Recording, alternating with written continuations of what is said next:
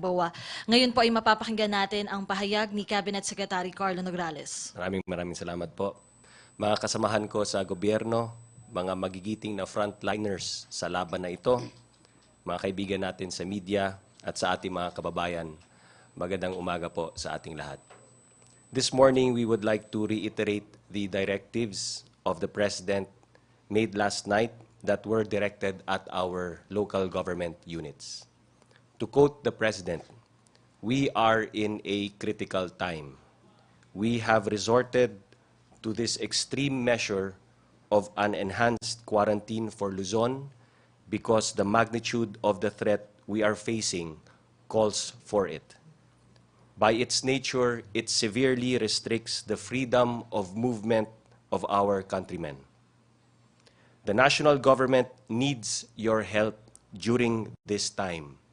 Do not make this quarantine more difficult for our people than it already is." The President was very concerned because reports had reached him that several LGUs are implementing the enhanced community quarantine in different ways, and in some cases contrary to the directives of the national government. He pointed out the inconsistency in applying the ECQ guidelines issued by the IATF. Sabi ni Pangulo, one LGU does this and another does that. So pinaalala po niya, hindi po hiwa-hiwalay na republika ang mga LGU po natin. Iisa lang po ang republika dito, ang Republic of the Philippines. All LGUs, and I quote, should abide by the directives of the national government when it sets the standards and protocols to be observed during this quarantine. The President, as a former mayor, recognizes that all our LGU chief executives have a mandate and a responsibility to their constituents. But as he pointed out last night, the COVID-19 outbreak is an emergency of national proportions that requires a coordinated and national response. So it is the national government that is taking the lead in formulating the policies and regulations to be applied in our efforts to contain COVID-19. As the President said, this should be very clear, and I quote, "The national government body in charge of laying down the standards for this quarantine is the Interagency Task Force for the Management of Emerging Infectious Disease." Kaya po, pagdirektiba po ng IATF na dapat wag natin ipitin ang pagtatransport ng lahat ng kargo, dapat po lahat. Hindi po pwedeng gumawa ng sariling patakaran ng ating mga LGU at sabihin na ang pwede lamang pumasok sa lugar nila ay pagkain at essential goods lamang. By setting their own individual standards, LGUs will make this quarantine more difficult than it already is.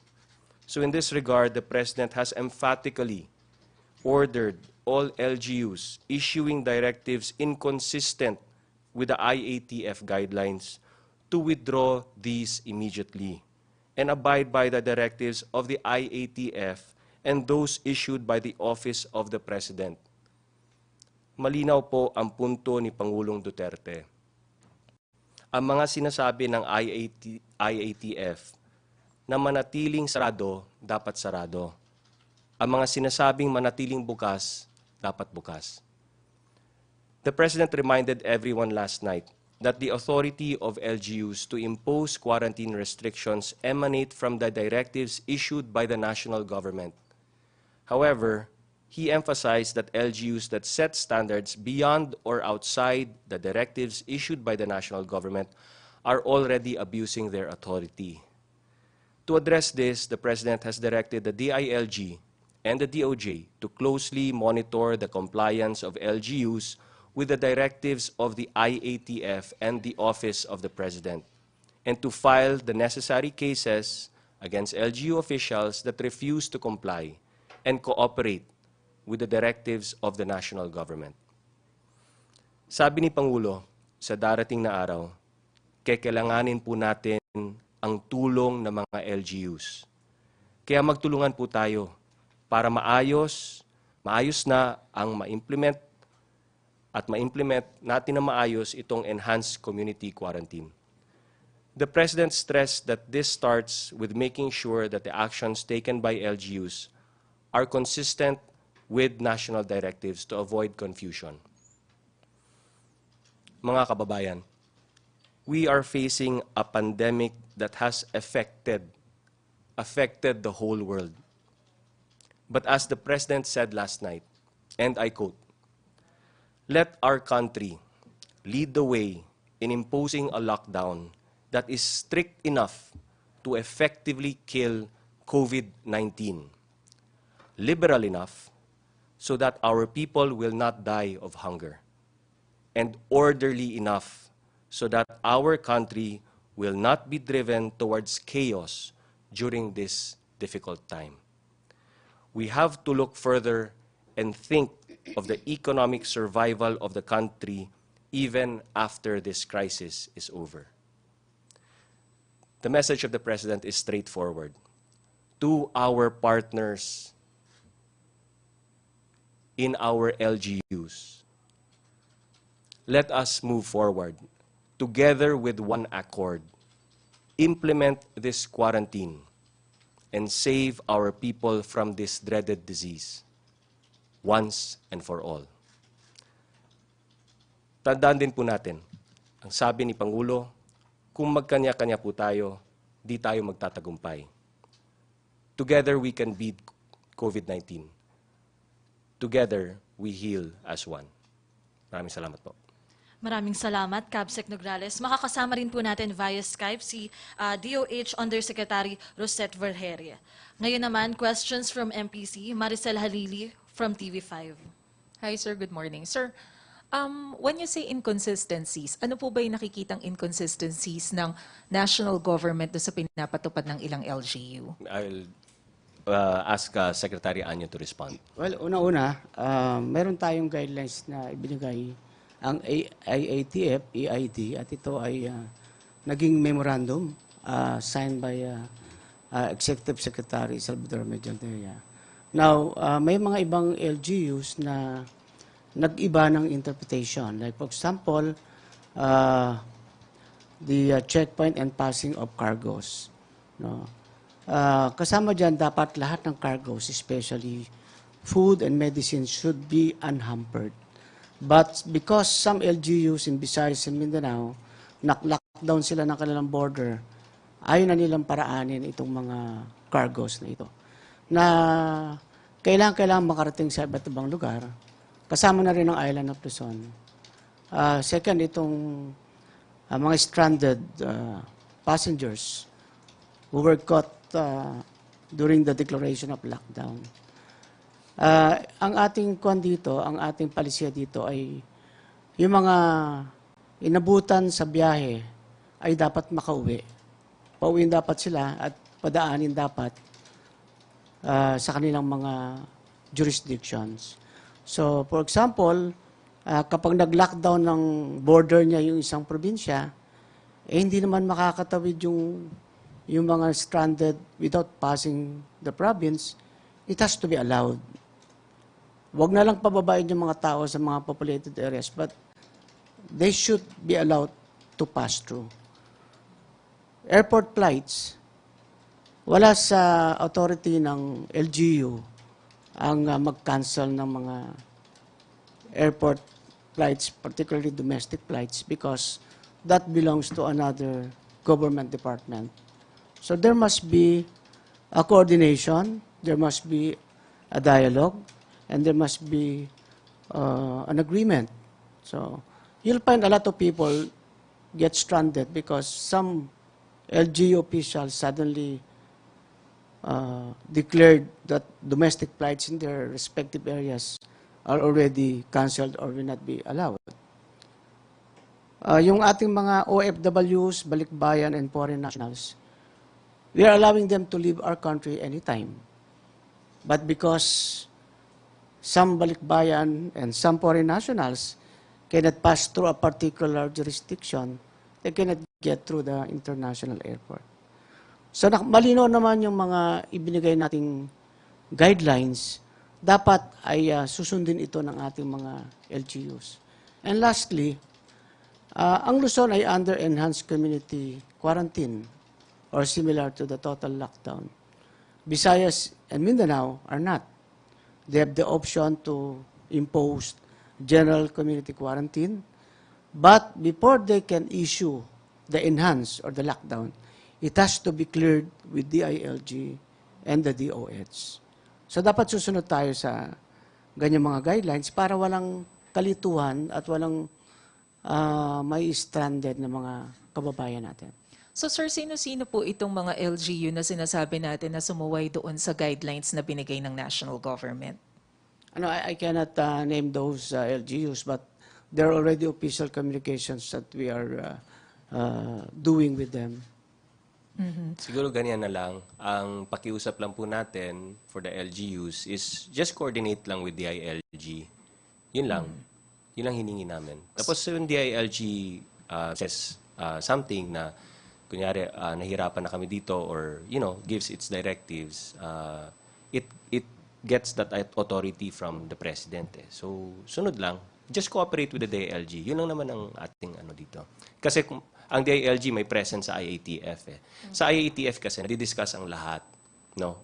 Economic, health, all aspects nadidiscuss. So sa implementation, when the DILG says something or nakikiusap sa LGU, follow lang. Yun lang.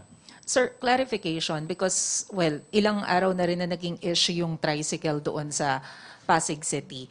And sinabi na rin I think naman... tapos na yung issue. Opo. Tapos na po. Sinabi na rin naman ni Mayor Vico na susunod sila. Pero what makes it different from the e-trike na ginagamit doon sa Manila? So yung e-trike allowed yun? No. Ask Sec. Ano to respond. Yung public transportation ay pinagbawal natin kasi ito yung key para maipatupad mo yung total lockdown. Make it hard for people to move so they will stay at home. My job is how to make people stay at home. Now, if you allow mass transport, like kunyari, yun nga yung tricycle, you're opening a gate. We have about 4.5 million tricycles in the whole country. Much more dito sa Pilipinas, sa Metro Manila, pinaka-minimum dyan is about 270,000 tricycles. Now, the difference doon kay Mayor ng Manila, yung e-trikes, e-vehicles ay hindi pumapasada. Ito ay hinire o kinumisyon ng Manila on-dispatch system for the purpose of bringing health workers to the hospital. So hindi sila pumapasada. They are on-dispatch system to pick up the health workers specific. Hindi yung pumipick up ka ng pasahero. At alam mo naman, pagka pinayagan mong mamasada, kahit konti lang yan, you cannot control it anymore. Speaking of 270,000 tricycles, sabihin natin 100,000 tricycle. I don't want the PNP and the AP to check 100,000 tricycles every moment just to check kung sinong sakay. I'd rather have them focus their efforts on keeping the people staying at home. Sir, paki-clarify din po yung policy doon sa media kasi ang sinasabi sa amin, extended until March 21 supposedly yung passes. Pero so far sa experience namin, 4 na teams na yung hinaharang sa checkpoints kasi wala naman daw pong black and white na order na kilalanin yung mga company ID and certificate of employment. Wala pa naman pong napoprovide na IPC ID for us. So can you clarify, sir, the policy? Well, all media now are allowed to pass the checkpoint. Kahit na ginagawa pa yung uniform ID, the company ID is enough. So kung mayroon mang kaguluhan, andito si General Gamboa, ngayon pa lang ina-announce namin sa lahat ng ating law enforcers na i-allow niyo yung media sa mga checkpoint kapag sila ay dumaan. Okay, sir. Follow-up lang po from Celerina Monte of Manila Shimbun. Davao City Mayor Sara Duterte is one of the chief executives who barred domestic flights. Should she be reminded for that?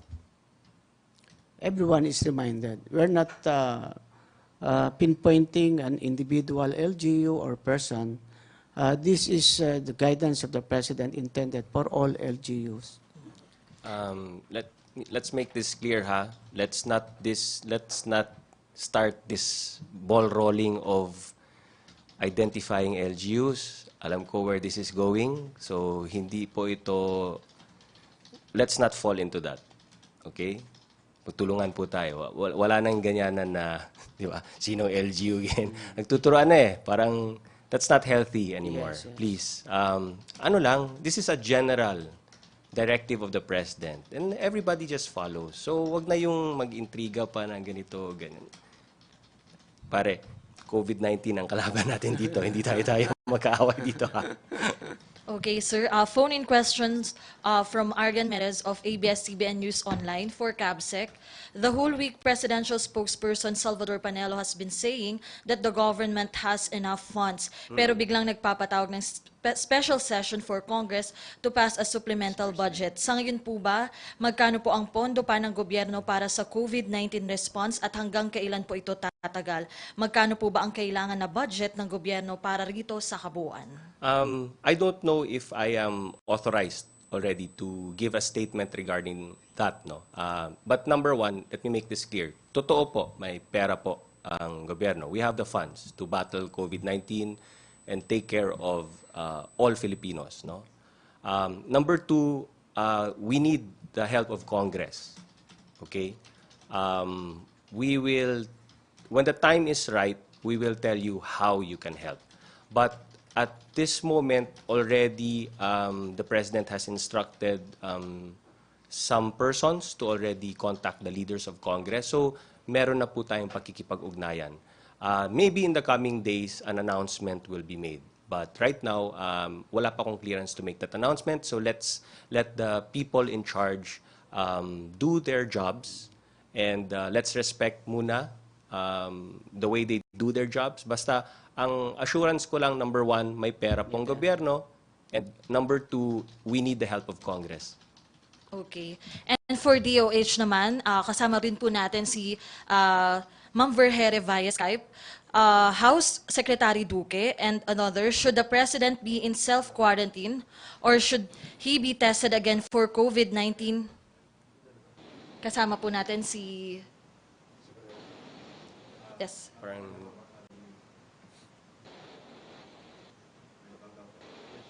Okay. Back na muna po sa ating mga kasama dito. Isa pang question, last question from Arian Meres. For CAPSEC and PNP, may feeding program po sa Manila na tumigil na muna dahil pinagsabihan ng mga polis na nag-violate ng social distancing measures. Ano po ang policy ng government para sa mga street dwellers? Well, first of all, totoo po yun. Ang frontliners muna natin are the LGUs, no? But in terms of the implementation, syempre LGU yan with the assistance of the PNP. So, yes, generally, what should be observed, no? Meron tayong prohibition on mass gathering. But syempre, feeding program, if especially if this addressed to the less fortunate, then I think what should be observed is the social distancing. But it should not prohibit, especially kung ang pinapakain natin are the less fortunate of our society. Okay, ngayon kasama na po natin si Yusek Vergere, I mean. Ulitin lang po natin yung question. House Secretary Duque, and should the President be in self-quarantine or should he be tested again for COVID-19 given that he had contact with Secretary Duque last Monday and Secretary Duque is already under self-quarantine? Yes, good morning sa inyo lahat and good morning sa CABSEC and our Secretary Anyo and PNP Chief Archie Gamboa. Klaruhin lang po natin para naiintindihan ng ating sambayanan. Unang-una po, si Secretary po ay nasa maayos na kalagayan. Siya po ay nagtatrabaho sa kanyang bahay ngayon. We have regular communication with him through teleconference and phone calls. Siya po ay na-test nung isang araw dahil nga po ay siya po ay na-expose sa isang kawani ng gobyerno Siya po ay tinest dahil siya po ay kasama sa ating vulnerable population. Siya po ay may asthma, may high blood, at saka kasama na po siya sa ating elderly population. Siya po ngayon is in good condition. Pangalawa po, kung si Presidente po ay kailangan nating itest, tandaan po natin, pag gumagawa po tayo ng contact tracing, meron po tayong initial contacts or the direct contacts of the case. Meron po tayong second layer contacts, third layer contacts, and so on and so forth.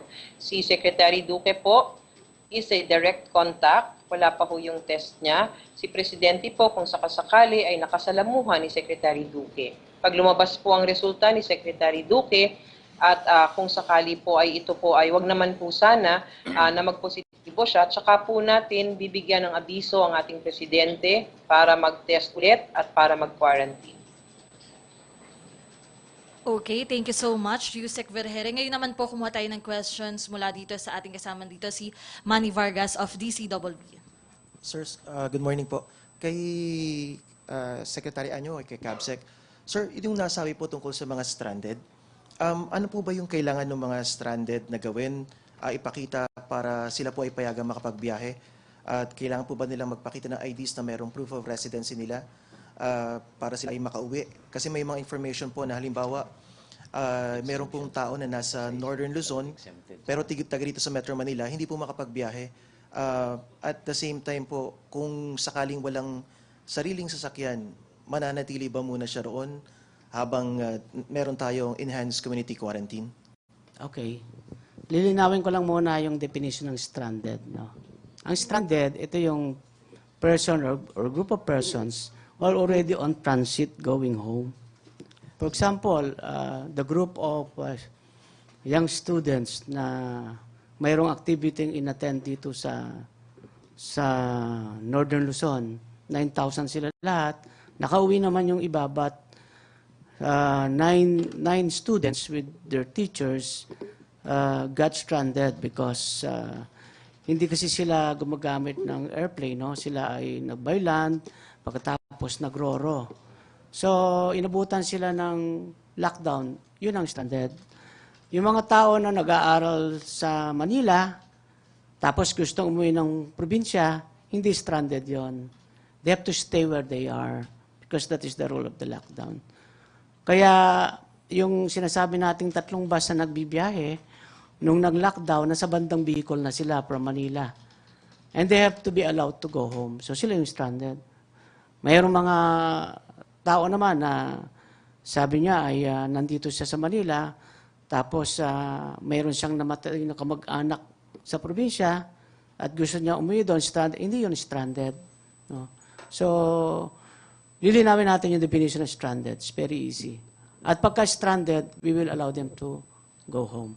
Yung mga foreign nationals na gustong umuwi sa kanilang country, iba naman nag-choose na mag-stay na lang where they are, doon sila mag-quarantine. Pero yung uuwi ng kanilang bansa, they're foreign nationals, we regarded them as stranded. Kaya pinapayagan natin sila. Thank you. Cabsec, sir, meron na pong utos na lumabas para sa mga government offices na magtipid po sa tubig. Pero ano naman po yung payo ng IATF sa mga kababayan natin na, yes sir, yung meron pong memorandum para po sa yung pagtitipid po natin sa tubig, conservation ng tubig. Paano naman po yung dapat gawin ng mga kababayan natin para po makapagtipid ng tubig in the midst po na kailangan nilang maglinis ng paligid at palagian po maghugas ng kamay, especially yung panahon ng tag-init? We are now actually nasa summer season na tayo ngayon. No? This is a fire prevention month. And obviously, we need to conserve water. But because we have a lockdown, especially in Luzon, mas lalong lalaki yung pangangailangan natin sa tubig. Kaya nananawagan tayo sa ating mga mamamayan na magtipid sa tubig, but of course not sacrificing yung hand washing. So this is an appeal to everyone because as you know, mas kailangan lalo ang tubig ngayon at alam din natin na mababa din yung level ng Angat-Dam, especially in Metro Manila. Sa outside of Metro Manila, hindi naman talaga yan actually problema eh. So dito sa mga residents ng National Capital Region, kung po pwede talaga sana, ay, wisely at judiciously ang paggamit natin ng tubig. Siguro alam naman natin, matatalino naman ang Pilipino. Sabihan mo lang na itong kailangan natin gawin, susunod naman yan. So we don't have to, alam mo na, yung detail yan. Sabihin lang natin na ibalanse po natin, gaya ng sinabi ni Sec. Anyo. Matalino ang ating mga kababayan. Sir, last na lamang po. Last 2 questions po kay Yusek Vergere. May mga natatanggap po kasi kami na mga paghingi ng tulong para po sa mga kababayan natin. Number 1 po, yung may mga nagtatanong, paano daw po yung mga relatives nila na nande-deny na raw po sa mga hospitals. May pinadala pong message sa amin na yung isang taga Cavite, yung kamag-anak niya, pwede po na asikaso nito, pero sigurado may iba pang cases na hindi po tinatanggap sa hospitals because of nagkakaroon ng problema na sa facilities, availability ng facilities. And then secondly, Yusek Vergere, ma'am, meron na pong in-announce ng FDA na may approved test kits for commercial use. Ano naman po yung dapat malaman ng mga kababayan natin?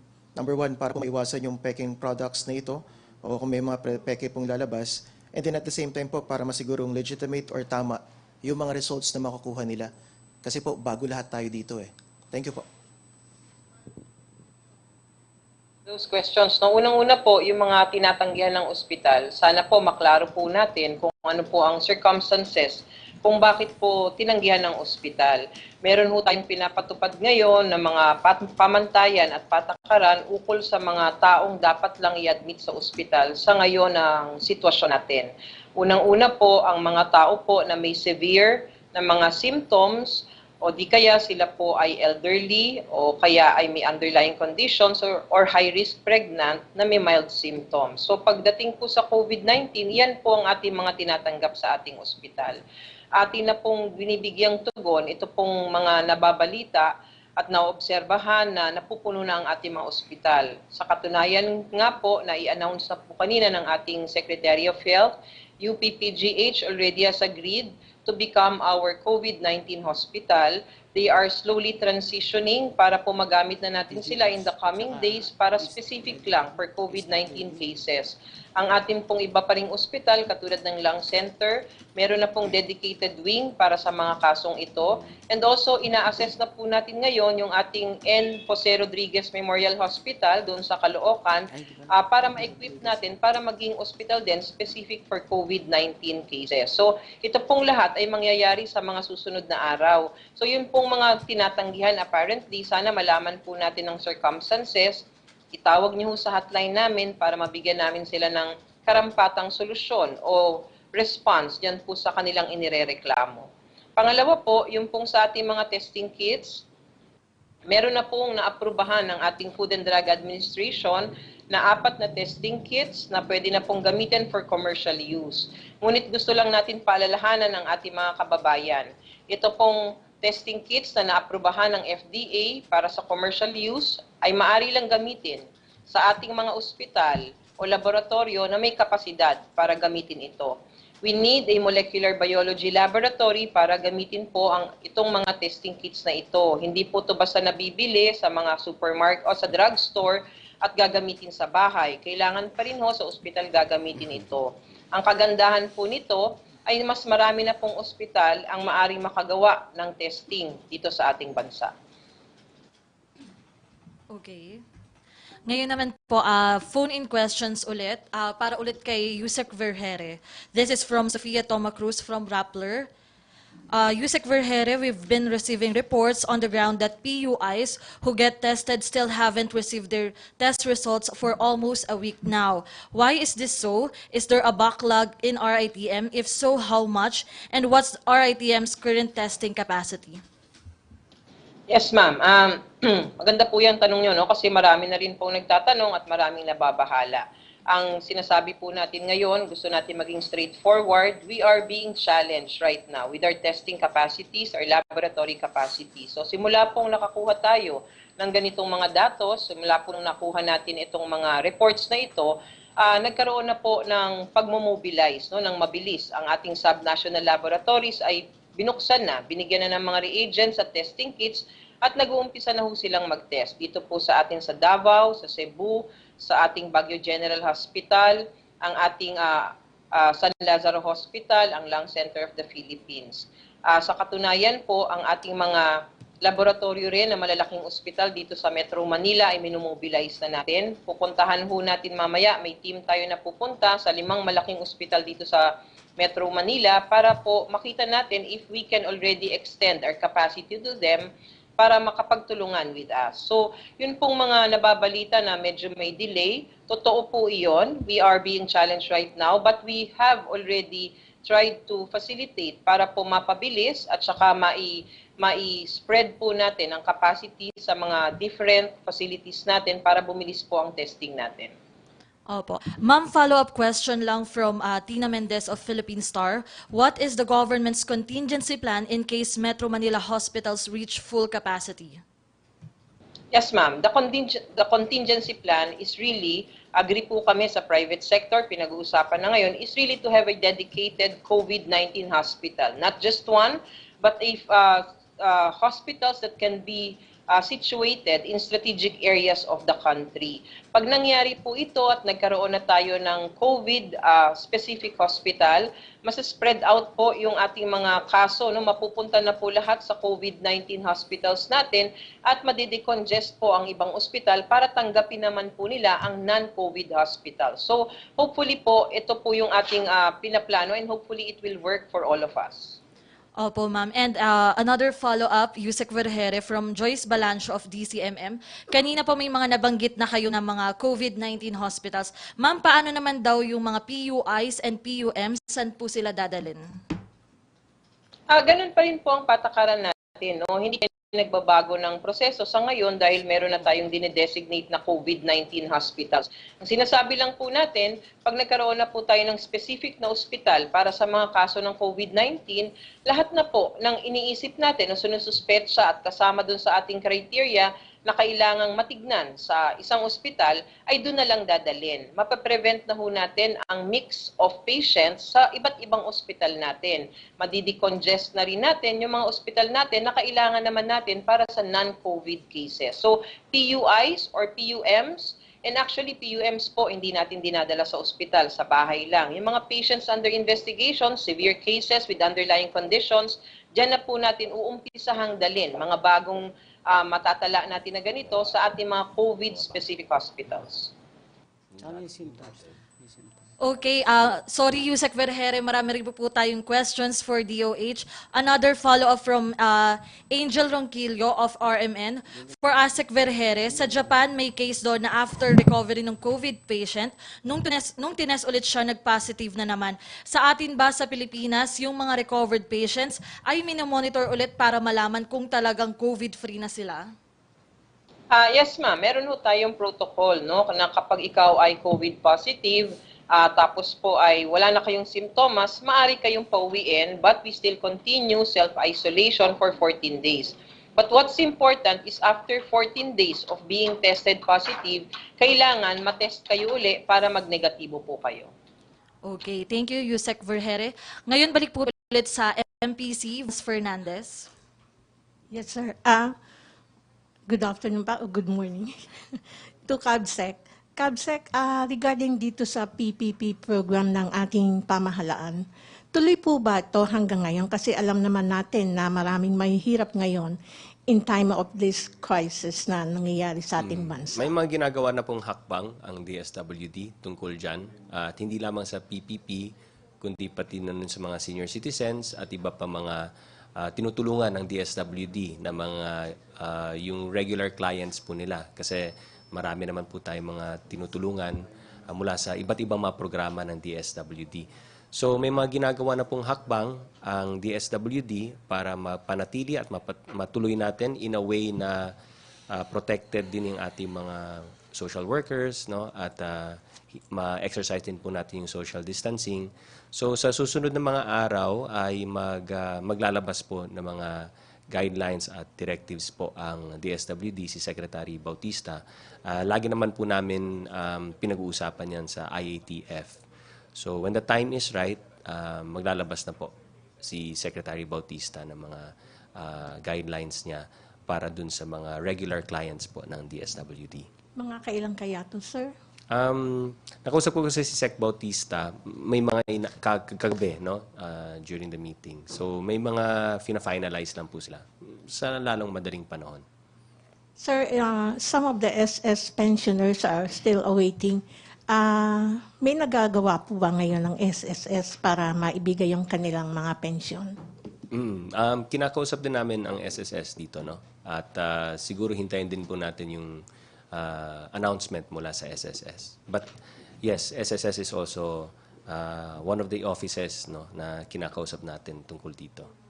Sir, Actually, ano naman siguro ang general rule is lahat ng mga benefits, no, para sa ating mga kababayan, itutuloy naman natin, hindi naman natin pipigilan yan. Pero kailangan malinaw kasi, no, kung paano natin gagawin ito in light of the COVID-19, no, na dapat ma-exercise yung social distancing, dapat hindi rin ma-expose sa dangers yung ating mga fellow government workers, di ba? Or mga social workers natin. So, kailangan maayos lang natin. But ang assurance po natin is those who regularly receive benefits from government will continue. Hindi naman po pipigil yan. Inaayos lang natin in a way na safe po lahat. Okay, on another issue. Sir, I will not pinpoint any LGUs, but my question is about LGUs. Sir, may mga LGUs na dumadaing na sinasabi nila na naubusan na daw sila ng budget when in fact, malaki yung kanilang sinasakupan para sa kanilang itong mga constituents nila, siyempre nag-aabang para sa kanilang tulong. Now, will the national government, try to help them also? Oo naman. Of course, Even, let's say, sir, may I No, interfere? wait. Sige po. May I interfere? Kasi malaki na yung nasasakupan nila when in fact they're giving a big amount for their supplemental budget. Now, eto dadaing sila. Hindi. Ganito naman yan. Alam naman po namin sa national government kung magkano, no, ang sa bawat LGU. No? Alam naman po namin, we have the data. So alam namin kung magkano yung kaya ng LGU, yung capacity ng LGU. Down to the last LGU, alam namin yan. No?